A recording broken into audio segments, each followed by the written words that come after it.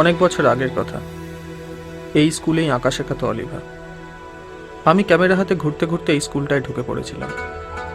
এটা একটা মেয়েদের প্রাইমারি স্কুল, যোধপুর শহরে মেহরাঙ্গরের নিকটবর্তী এক মহল্লায়। তখন আমি ওর নাম জানতাম না, পরে দারোয়ানের থেকে জেনেছিলাম। অলিভার সাথে আমার কোনো কথা হয়নি। আমি শুধু 2 ঘন্টা এই স্কুলের মধ্যেই ওকে দেখেছিলাম। আমার হাতে ক্যামেরা ছিল, কিন্তু ওর কোনো ছবি তুলে রাখিনি। সব কিছু কি আর ক্যামেরায় বন্দি করা যায়?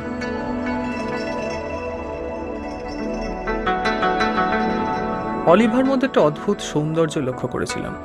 ওর মুখে বা শরীরে নয়, ওর ব্যক্তিত্বে, ওর পরিণত আচরণে, ওর থমথমে নীরবতায়। ওর বয়সী বাকি মেয়েদের থেকে অনেকটা আলাদা, অনেক বেশি গম্ভীর, অনেক বেশি চুপচাপ। 2 ঘন্টায় ও আমার দিকে তাকিয়েছিল ঠিক 3 বার। তার থেকে একটুও বেশি পাত্তাও আমাকে দেয়নি।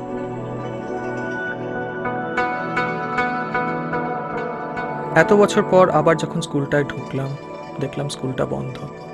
গরমের ছুটি পড়ে গেছে। একজন ম্যানেজারের থেকে জানতে পারলাম অলিভার এখানে আর আসে না। অলিভার কোনো খোঁজ পেলাম না। শুধু জানতে পারলাম জয়সালমেরের আশেপাশে কোথাও ওর গ্রাম। স্কুলটার চারিদিক একবার ঘুরে দেখলাম।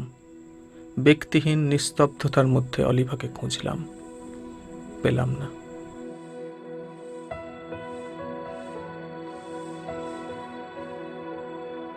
আমার মনে হয় মানুষের ভালোবাসা অনেক জটিল, অনেক প্রিটেনশিয়াস। হৃদয় এবং মগজ অধিকাংশ সময়ই একে অপরকে কমপ্লিমেন্ট করে না।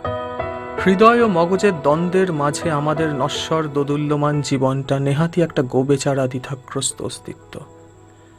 ঠিক এভাবেই বারবার ভালোবাসা টেনে আনে দর্শন, আর আমি হয়ে পড়ি এক বেকার দার্শনিক, যার মূল লক্ষ্য কেবলই পথ চাওয়া, কোনো চাওয়া পাওয়া নয়। কি আশ্চর্য না, আমরা সবসময় প্রেমে পড়ে যাই, কখনো উঠে দাঁড়াই না।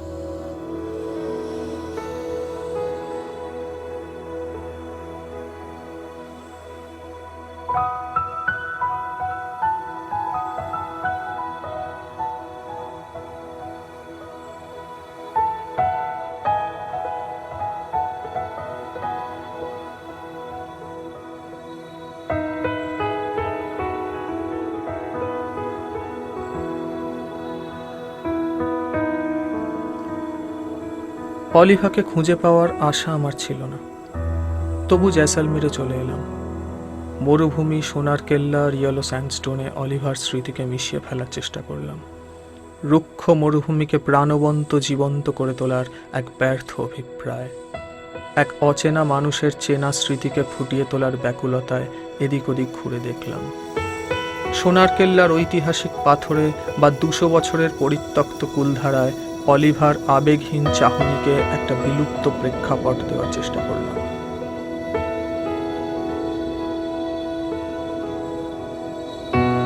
স্থাবরতা যখন কামড়ে ধরে অস্থির স্নায়ুকে, মানুষ তখন ফিরতে চায় সমাজে, ফিরতে চায় মানুষের কাছাকাছি। দেখলাম এখনো এই মানুষগুলো নিজেদের ঐতিহ্য সংস্কৃতিকে আঁকড়ে ধরে বেঁচে আছে। অভাবে তাদের স্বভাব পাল্টে যায়নি, পাল্টে যায়নি তাদের চারিত্রিক গঠন। আমাদের ধ্বংসাত্মক শহুরে হাওয়া এখন ওদের গায়ে লাগেনি, তাই ওদের অক্ষত সারল্যে আজও সার আছে, ঐক্যতার একটা সূত্র আছে। আর যাদের কেউ নেই, তাদের একাকিত্বের উর্বর বাগানে যথেষ্ট শিল্প আছে।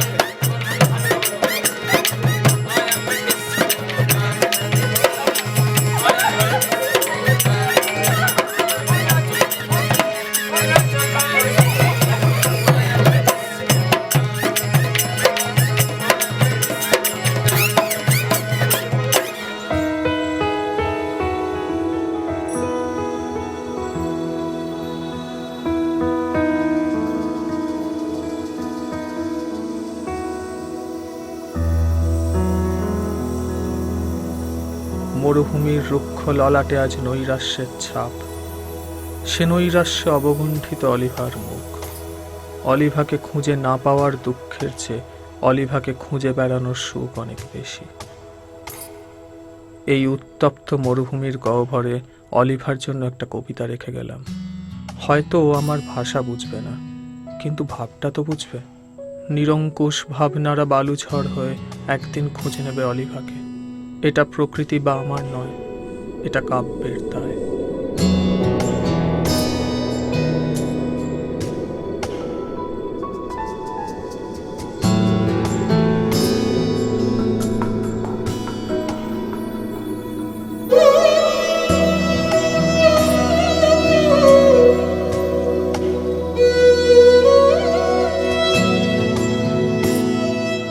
নীরবে ভেবেছি তোমায়, তোমার নীরবতার দুনিয়াকে দেখতে চেয়েছি। শিকড়হীন শহুরে কোলাহলের মাঝে তোমার নীরবতায় নিজেকে লুকোতে চেয়েছি। একদিন স্মৃতিগুলো উড়ে যাবে বালুঝড়ে, আমি তখনও কবিতা লিখব একলা নীরবে। গুমোট ঘর ভেঙে স্বাধীন ইচ্ছে আমাকে তোমার মুখ চিনিয়ে দিচ্ছে।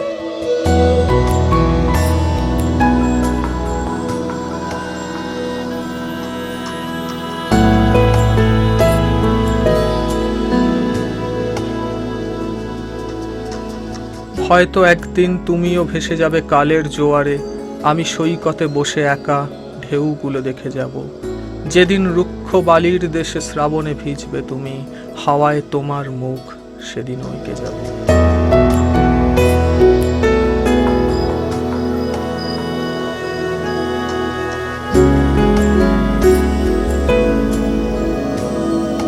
সেদিন বলিনি কথা, কারণ বাক্য পাইনি খুঁজে। আজ বাক্য পেয়েছি, তাই একা কাঁদি মুখ বুজে। বাঁধানো বিষণ্ণতা সাজিয়ে রেখেছি ঘরে, নিজেকে রেখেছি বাইরে, আর তোমাকে অন্তরে।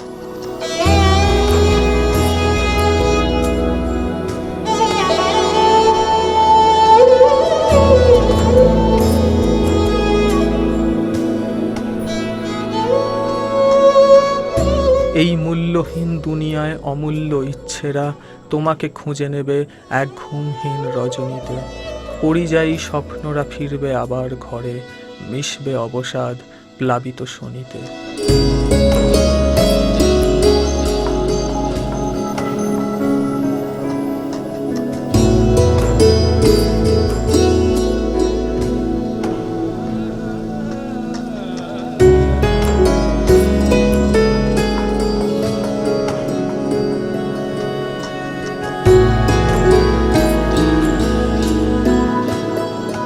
আমি অবাস্তবে বাঁচি, তাই মরীচিকা কাছে ডাকে। আজ গোধূলির শেষ রঙে রাঙাবো তোমাকে। এই অশরীরী প্রেম রসে শান্ত হোক সব আমার হৃদয়ের মরুভূমি আর ক্ষুধার্ত অবয়ব।